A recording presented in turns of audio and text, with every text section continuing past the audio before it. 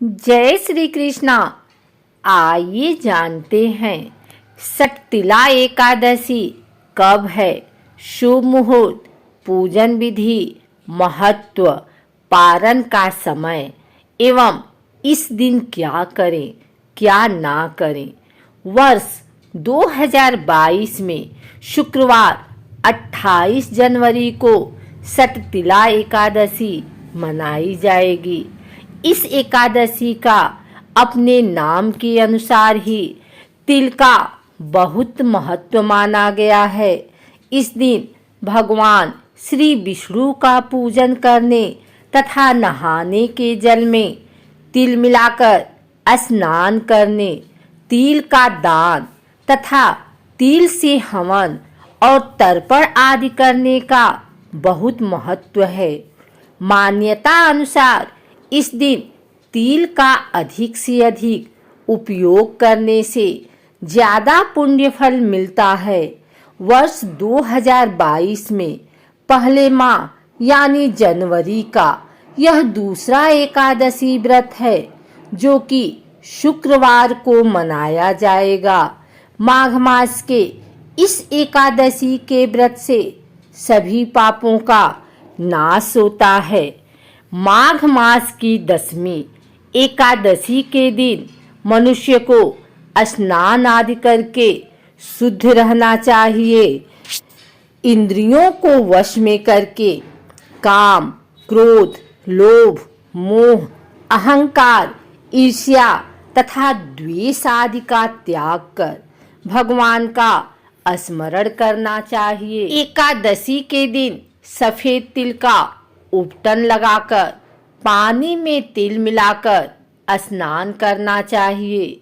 स्नान आदि नित्य क्रिया से निवृत्त होकर श्री विष्णु भगवान का पूजन करें और एकादशी व्रत धारण करें। इस दिन तिल स्नान और तिल युक्त भोजन का दान दोनों ही श्रेष्ठ है। इस प्रकार जो मनुष्य जितने तिलों का दान करता है उतने ही 1000 वर्ष स्वर्ग में वास करता है। एकादशी तिथि के दिन पुण्य देने वाले नियमों को ग्रहण करें।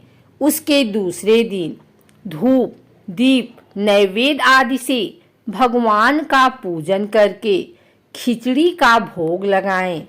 फिर पेठा, नारियल, सीताफल या सुपारी का अर्घ देकर स्तुति करें।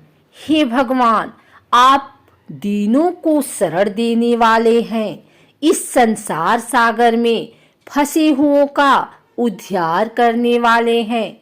हे पुंडरीकाक्ष, हे विश्वभावन, हे सुब्रह्मण्य, हे पूर्वज, हे जगतपते, आप लक्ष्मी जी सहित इस तुच्छ अर्घ को ग्रहण करें। इसके पश्चात जल से भरा कुंभ ब्राह्मण को दान करें तथा ब्राह्मण को श्यामा गौ और तिल पात्र देना भी उत्तम है। इस व्रत के करने से अनेक प्रकार के पाप नष्ट हो जाते हैं तथा मनुष्य को मोक्ष की प्राप्ति होती है। अगर पुष्प नक्षत्र में गोबर, कपास और तिल मिलाकर बने कंडों से 108 बार हवन करने से जीवन में पुण्य का उदय होता है तथा श्री विष्णु की कृपा प्राप्त होती है। इस दिन रात्रि को जागरण करना चाहिए। इस दिन तिल स्नान, तिल का उपटन, तिल का हवन, तिल का तर्पण, तिल का भोजन और तिलों का दान, ये तिल के 6 प्रकार हैं। इनके प्रयोग के कारण यह सटतिला एकादशी कहलाती है तथा इसका बहुत पुण्य प्राप्त होता है। एकादशी की तिथि माघ कृष्ण एकादशी शुक्रवार 28 जनवरी को सटतिला एकादशी तिथि 2:16 से शुरू होगी तथा रात्रि 11:35 पर एकादशी समाप्त होगी। अतः सटतिला एकादशी व्रत 28 जनवरी को ही रखा जाएगा। इस दिन पूजन के लिए विशेष तौर पर अभिजीत और विजय मुहूर्त बन रहे हैं। इसमें अभिजीत मुहूर्त दोपहर 12:13 से दोपहर 12:56 तक है।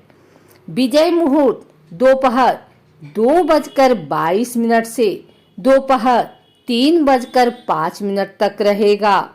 शुक्रवार को राहु काल का समय प्रातः 10:30 से दोपहर 12 बजे तक रहेगा।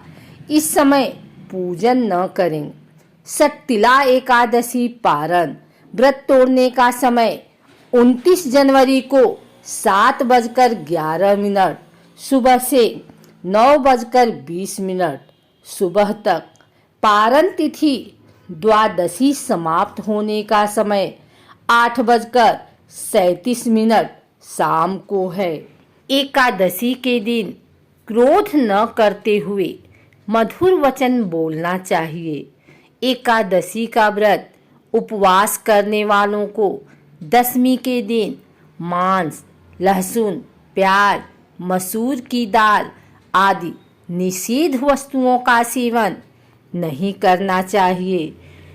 रात्रि को पूर्ण ब्रह्मचर्य का पालन करना चाहिए तथा भोग विलास से दूर रहना चाहिए। एकादशी के दिन प्रातः लकड़ी का दातुन न करें। नींबू, जामुन या आम के पत्ते लेकर चबा लें और अंगुली से कंठ साफ कर लें। वृक्ष से पत्ता तोड़ना भी वर्जित है, अतः स्वयं गिरा हुआ पत्ता लेकर सेवन करें। यदि यह संभव न हो तो पानी से 12 बार कुल्ले कर लें। फिर स्नान आदि कर मंदिर में जाकर गीता पाठ करें या पुरोहित जी से गीता पाठ का श्रवण करें। फिर प्रभु के सामने इस प्रकार प्रण करना चाहिए कि आज मैं चोर, पाखंडी और दुराचारी मनुष्यों से बात नहीं करूंगा और न ही किसी का दिल दुखाऊंगा। रात्रि को जागरण कर कीर्तन करूंगा। तत्पश्चात ओम नमो भगवते वासुदेवा इस द्वादश मंत्र का जाप करें। राम, कृष्ण, नारायण आदि विष्णु के सहस्त्र नाम को कंठ का भूषण बनाएं।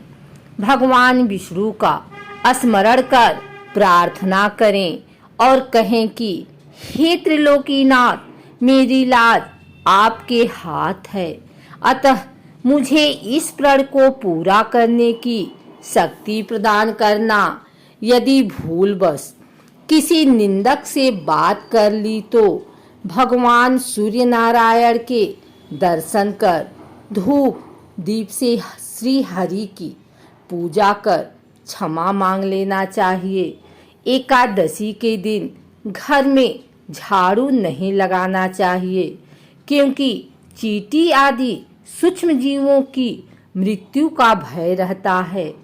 इस दिन बाल नहीं कटवाना चाहिए। अधिक नहीं बोलना चाहिए। अधिक बोलने से मुख से न बोलने वाले शब्द भी निकल जाते हैं। इस दिन यथाशक्ति दान करना चाहिए, किंतु स्वयं किसी का दिया हुआ अन्न आदि कदापि ग्रहण न करें।